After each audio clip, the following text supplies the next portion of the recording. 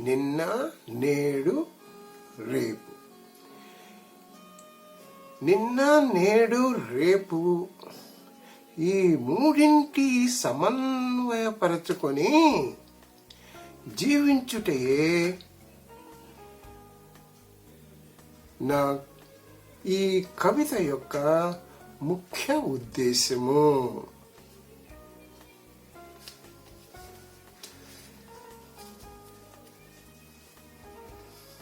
బ్రహ్మ, విష్ణు, మహేశ్వరులు సృష్టికి ఎట్లానో నిన్న, నేడు, రేపు మనిషికి అట్లానే.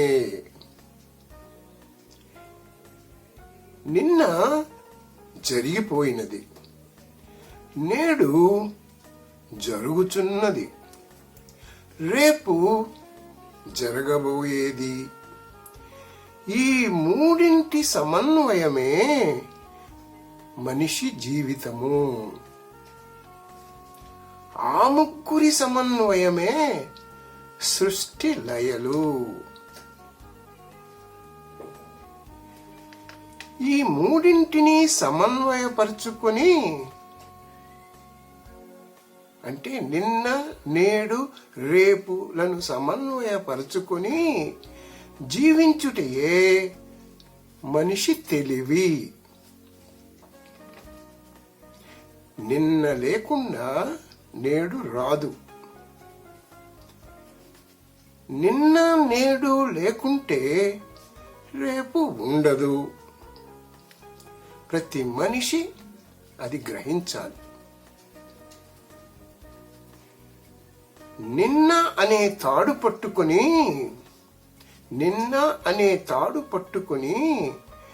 నేడు అనే సంసార నదిని దాటి రేపు అనే తీరమునకు చేరి నేను హాయిగా ఇలా ఈదాను, నా పిల్లలకు అవి నేర్పాను, వారు హాయిగా ఈదుతారు అని చెయ్యెత్తి చాటి చెప్పాలి.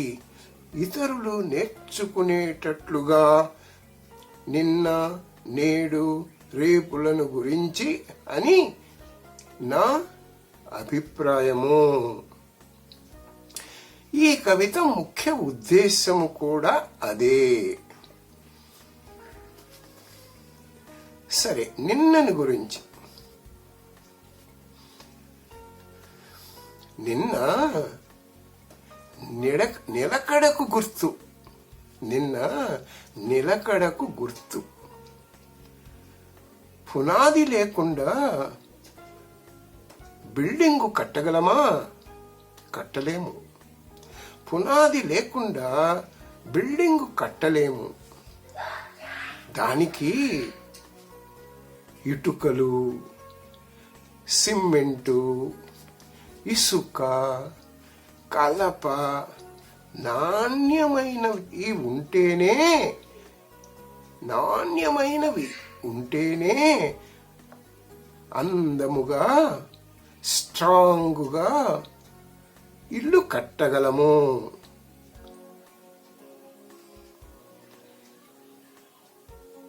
సరే, ఇల్లు బాగానే ఉంది.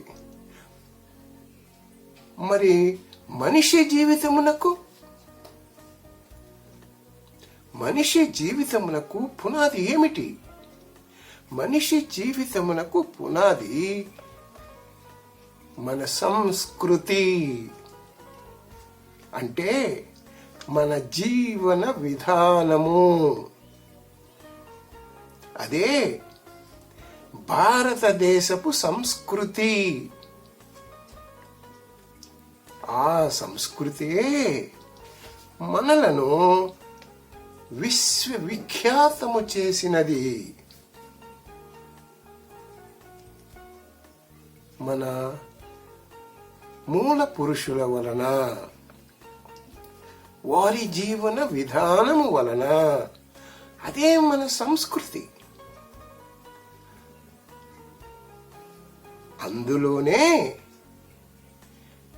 అందులోనే నీతి, నియమము, న్యాయము, ధర్మము, భాష మూల స్తంభములు. ఆ సంస్కృతిలోనే అంటే అదే జీవన విధానముతో మనము పురోభివృద్ధి సాధించాలి. మరి నేడు అది సాధించగలమా? నేటి పరిస్థితులలో సాధించగలము.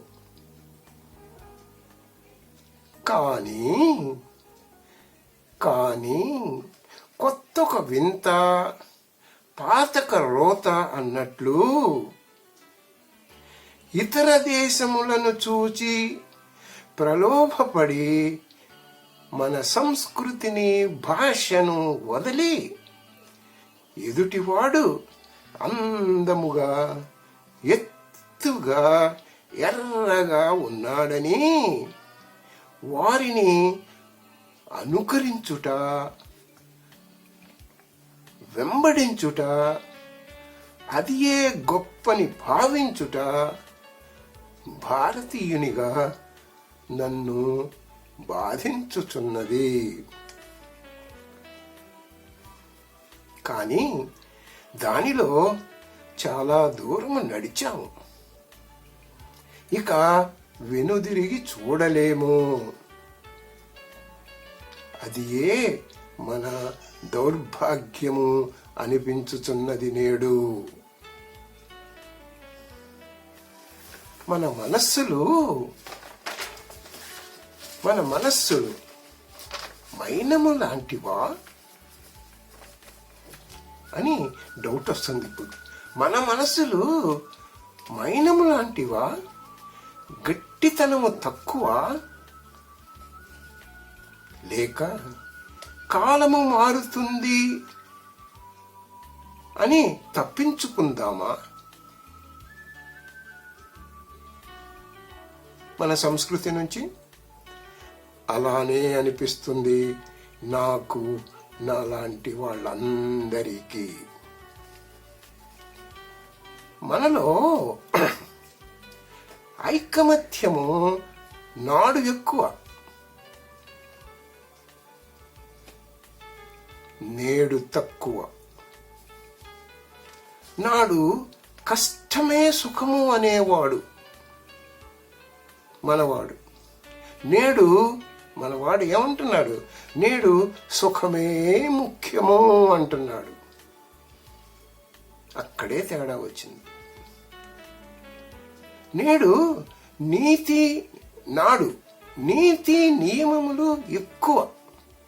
నాడు నీతి నియమములు ఎక్కువ.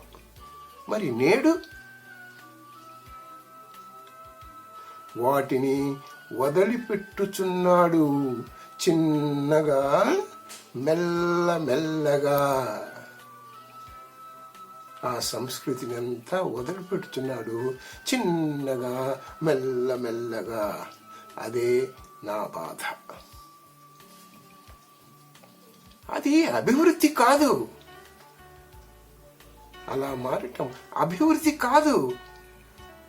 మన ఉనికిని కోల్పోవుట అభివృద్ధి అనగలమా?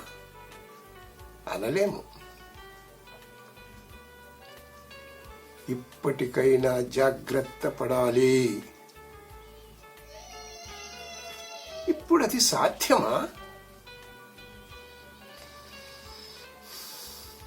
మనము ఇప్పుడు మన పాత సంస్కృతిని చూచుటలేదు. మన పిల్లలు ఇప్పుడు మన పాత సంస్కృతిని చూచుటలేదు. ప్రపంచము మొత్తమును చరవాణిలో, టీవీలలో, కంప్యూటర్లలో చూస్తున్నారు. ఆకర్షితులవుతున్నారు మన పిల్లలందరూ, చిన్న పిల్లలు కూడా. జాగ్రత్త. మనం ముందుకు పోవాలి, కాదనము, ముందుకు పోవాలి. మనము ముందుకు పోవాలి, కానీ మన సంస్కృతి అనే నిండైన అందమైన బట్టలు కట్టుకొని చాలని బట్టలు కట్టుకొని కాదు, ఇంగ్లీషు మాటలు నేర్చుకొని కాదు,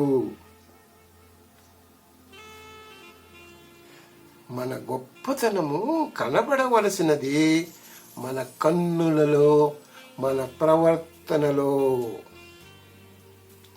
అలంకారములలో, వేషములో కాదు.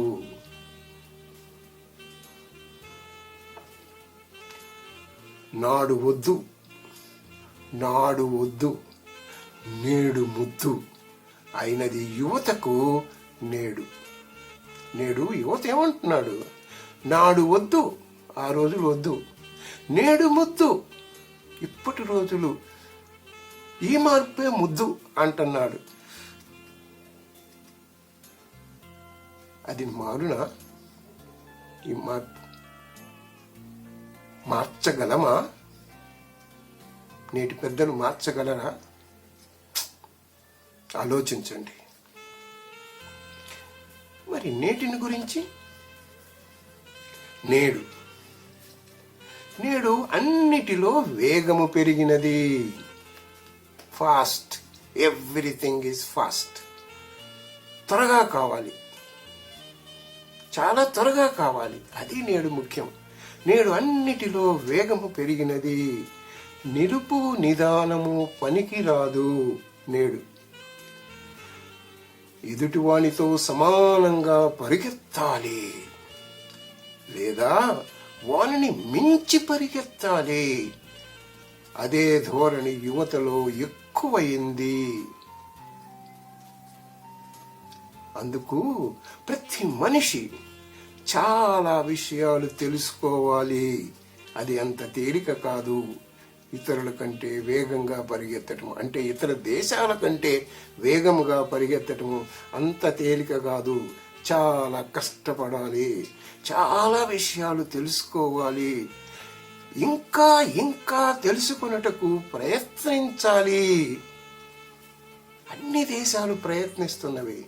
మనం వాళ్ళకంటే ఇంకా ఎక్కువ తెలుసుకోవడానికి ప్రయత్నించాలి. అది చేయగలుగుతున్నామా? చేయగలమా?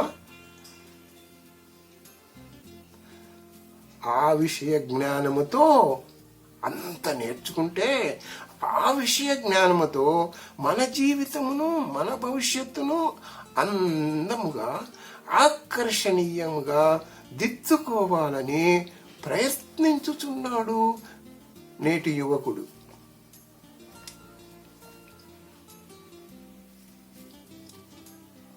మరి ఇప్పటి వరకు డబ్బును గురించి, మన వారిని గురించి, మన ఊరిని గురించి ఆలోచించాడు. మన దేశంలో ఉన్నవాళ్ళు, మన రాష్ట్రంలో ఉన్నవాళ్ళు ఇంతవరకు ఏం ఆలోచించారు? ఎక్కువగా డబ్బును గురించే ఆలోచించారు. మనవాళ్ళు డబ్బు సంపాదిస్తే చాలు, మిగతా ఎంతగా అవసరం లేదు, కష్టపడాల్సిన పని లేదు. డబ్బు ఎట్లా సంపాదించాలో అని ఆలోచిస్తున్నాడు, కానీ విషయాలు ఎక్కువగా తెలుసుకుందాము అని ఆలోచించట్లేదు. డబ్బుంటే చాలు. డబ్బుని గురించి, తర్వాత తన ఊరిని గురించి ఆలోచిస్తున్నాడు. కానీ అది చాలదు. నేడు చాలా విశాలంగా ఆలోచించాలి. ప్రతి మనిషి, ప్రతి కుర్రవాడు, ప్రతి చదువుకునేవాడు విశాలంగా ఆలోచించాలి. ఎందుకంటే ప్రపంచము చాలా పెద్దది. అప్పుడు మన దేశమే మనకు తెలుసు. ఇప్పుడు ప్రపంచము చాలా చాలా పెద్దది. మన ఆలోచనలు, పనులు కూడా అంత పెద్దవిగా, విశాలంగా ఉండాలి. మన మనస్సులు కూడా, పనులే కాదు, మన మనస్సులు కూడా విశాలంగా, అంత విశాలంగా ఉండాలి. అందుకోసము ప్రయత్నించాలి. అప్పుడు ఆ లెవెల్కి మనం ప్రయత్నించి చేరినప్పుడు ఈ కొట్లాటలు, ఇప్పుడు జరిగే కొట్లాటలు, కక్షలు, తిట్టుకోవటాలు, ఈర్ష్యలు, అసూయలు సిల్లీగా కనబడతాయి, సిల్లీగా అనిపిస్తాయి. వాటికి అంత ఇంపార్టెన్స్ అప్పుడు ఇవ్వము, కానీ ఇప్పుడు వాటికే ఇంపార్టెన్స్ ఇస్తున్నారు. ఏంటికి? కొట్లాట, కక్షలు, తిట్టుకోవటాలు, ఈర్ష్యలు, అసూయలు. వద్దు, వాటికి కాదు కావాల్సింది. విషయ జ్ఞానం సంపాదించటానికి కష్టపడాలి. కనిపించని రేపటి కొరకు ఇప్పుడే తయారవ్వాలి. రేపు కనిపించదు. కనిపించని రేపటి కొరకు ఇప్పుడే తయారవ్వాలి. అంత తెలివిని పెంచుకోవాలి. అంత తెలివి, విజ్ఞానము, వివేకము, కార్యసిద్ధి, సంకల్పము పెరిగితే డబ్బు, ఉద్యోగము, తిండి సమస్యలు కానే కావు. వాటిని తేలికగా అధిగమించవచ్చు. ఇది ఈనాటిని గురించి. మరి రేపు ఒక ఊహ కనపడదు, ఊహించటమే. రేపు ఊహ కనపడదు, అయినా రేపు ఉంది, మర్చిపోవద్దు. రేపు ఉంది. నా తెలివి, నా విచక్షణ, నా ఆలోచనలను ఒక చోట చేర్చుకుని ఊహించుకొనవలను. నేడు నేను కూడా అలా చేయాలి, ప్రతి మనిషి అలా చేయాలి. వీటన్నిటినీ కలుపుకొని రేపటిని గురించి ఊహించుకోవాలి. మనిషి గొప్పతనము ఊహాశక్తిలో ఉంది, డబ్బులో కాదు. నువ్వెంత ఊహించి కరెక్ట్గా ఊహించగలిగితే అదంతా నీకు శక్తిని ఇస్తుంది, తెలివినిస్తుంది, అన్నీ ఇస్తుంది. మనిషి గొప్పతనం ఊహాశక్తిలో ఉంది. న్యూటను చెట్టు నుండి కింద పడిన పండును చూచి మిగిలినది ఊహించి భూ ఆకర్షణ శక్తిని కనుగొన్నాడు మనిషి ఆనాడు. చదునుగా కనిపించే భూమిని గుండ్రముగా ఉందని ఊహించి దానిని తెలిపింది ఎవరు? ఊహాశక్తి. ఒక మనిషి యొక్క ఊహాశక్తి. అది మనిషికి కావాలి. తూనీగను హెలికాప్టర్ను చూసి హెలికాప్టర్ను చేసింది కూడా ఊహాశక్తియే.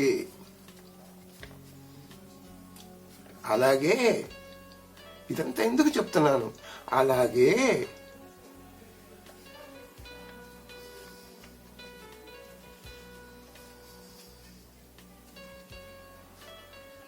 ఎవరికి వారు, ఏ కుటుంబమునకు ఆ కుటుంబం, ఎవరికి వారు కుటుంబ భవిష్యత్తును ఊహించి ఏం చేయాలి?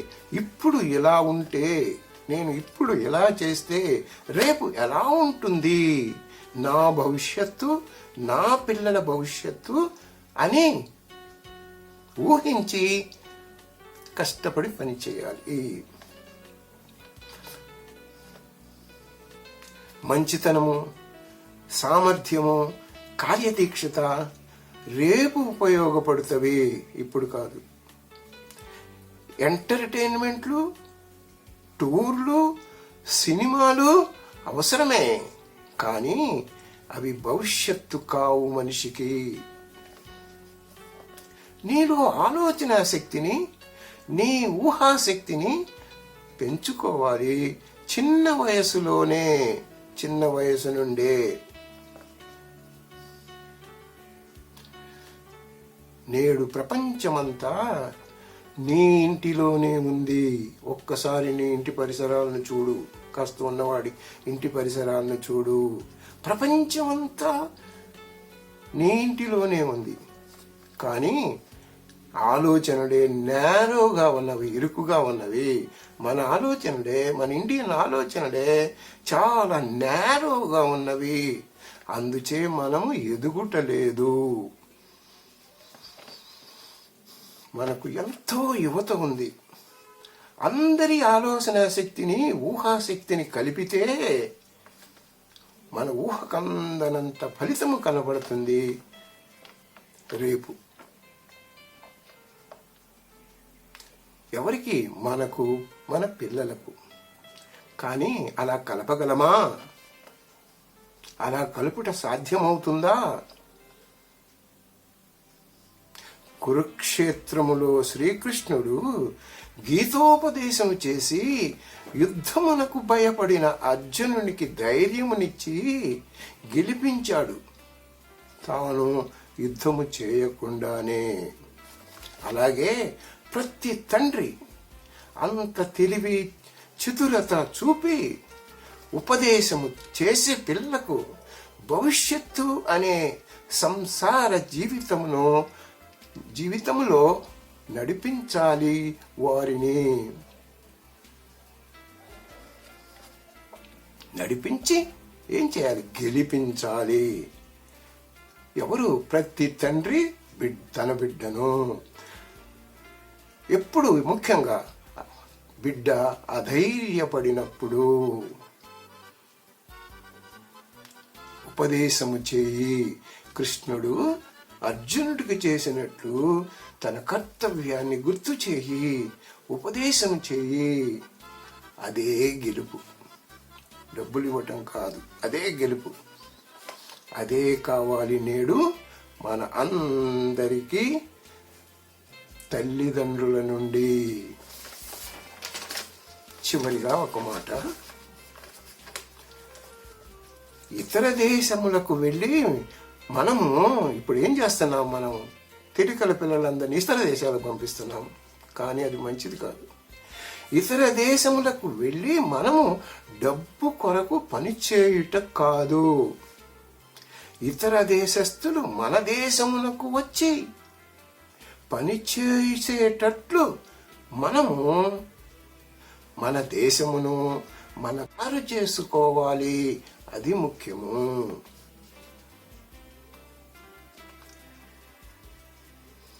నిన్న తప్పు చేశాను, ఈరోజు తెలుసుకున్నాను, రేపు ఆ తప్పు చేయను. అదే స్ఫూర్తితో ముందుకు సాగాలి మనమందరము. అదే నిన్న, నేడు, రేపు మనకు చెప్పే నీతి. Thank you.